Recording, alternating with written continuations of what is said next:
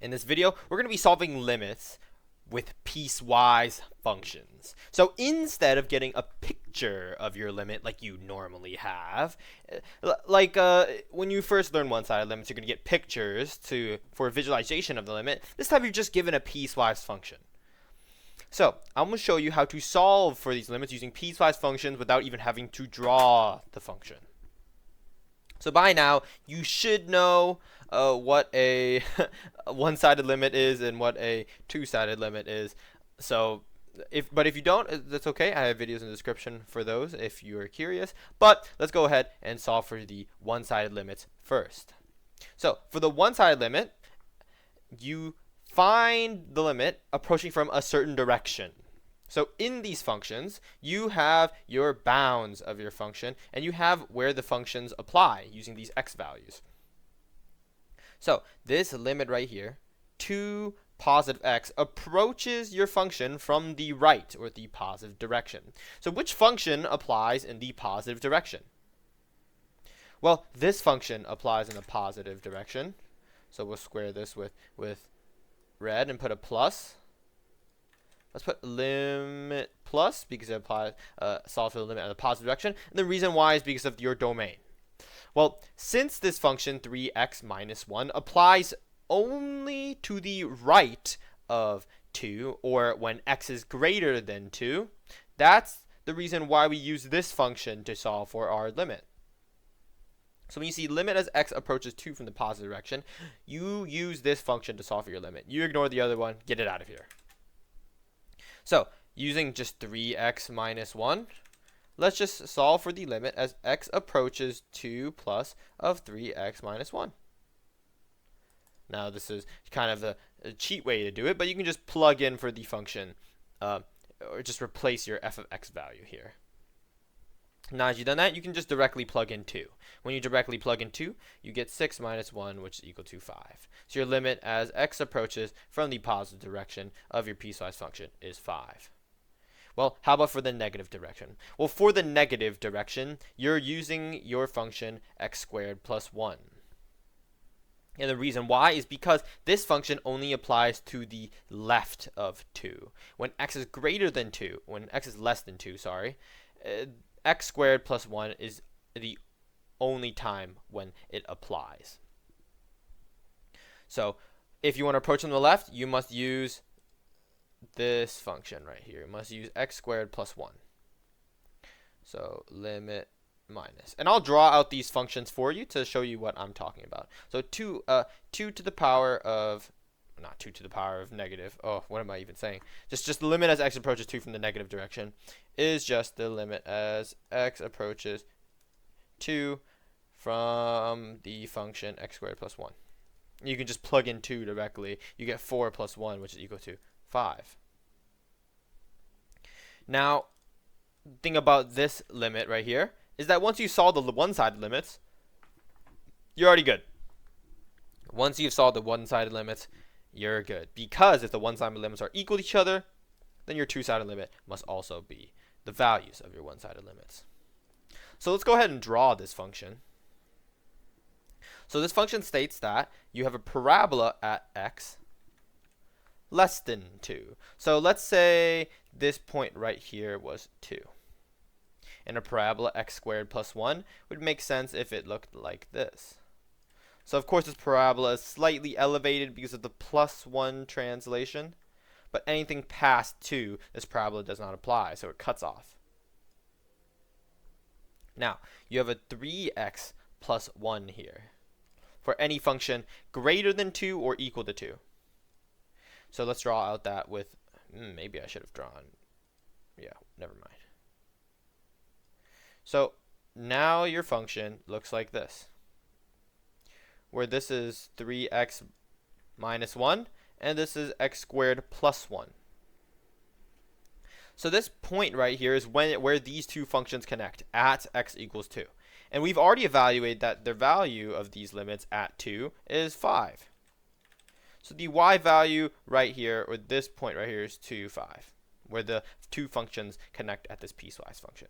So let's tell you what I'm talking about. Well, since this positive limit only applies when you are approaching from the right side of the equation. Which side of the equation is to the right of 2? Well, to the right of 2 is your 3x minus 1 equation, which is represented by, which has a domain of x greater than or equal to 2. So we draw our dot, and we drag this dot infinitesimally close to this point.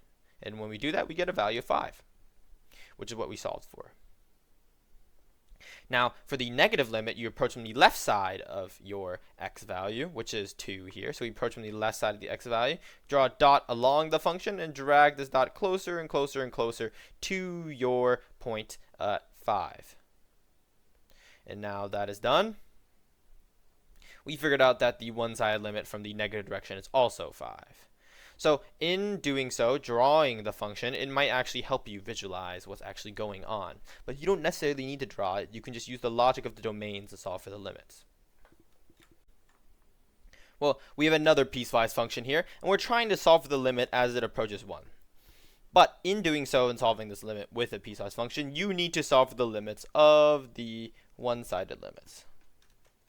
So in order to solve for the two-sided limit with a piecewise function, you need to solve for the one-sided limit. So let's solve for the one-sided limits here. Let's go ahead and solve the positive direction first. Well, the positive direction is to the right of 1. And to the right of 1, this function applies because x, or the domain, is greater than 1. So when x is greater than 1, that's to the right along your standard Cartesian plane. So we use this function here. So x squared is our function, and we calculate the limit as x approaches 1 from the positive direction for x squared. Well, we just plug in 1 here, and you just get 1 squared, which is just 1. So your limit is equal to 1 here from the positive direction. Let's solve for the limit when I approach from the negative direction. Well, the negative direction is to the left. And the function to the left here is when x is less than 1. So we apply this function here when you limit the negative limit. Let's go ahead and write the limit as x approaches 1. No, x approaches x. X approaches 1 from the negative direction, and it's 2x plus 3. So if you put 1 into this, you get 2, right? If you substitute 1 into here, you get 2 times 1 is just 2. Add 3, you get 5. And since the one-sided limits are not equal to each other, 1 and 5, they're not equal to each other, therefore your two-sided limit does not exist. Hopefully you guys get the piecewise function things by now, but the hardest thing to really understand about piecewise function limits is just which direction to approach from. But the only thing you need to really know, and in order to determine that, is just look at the domains. So with this last problem, hopefully by now I have helped you.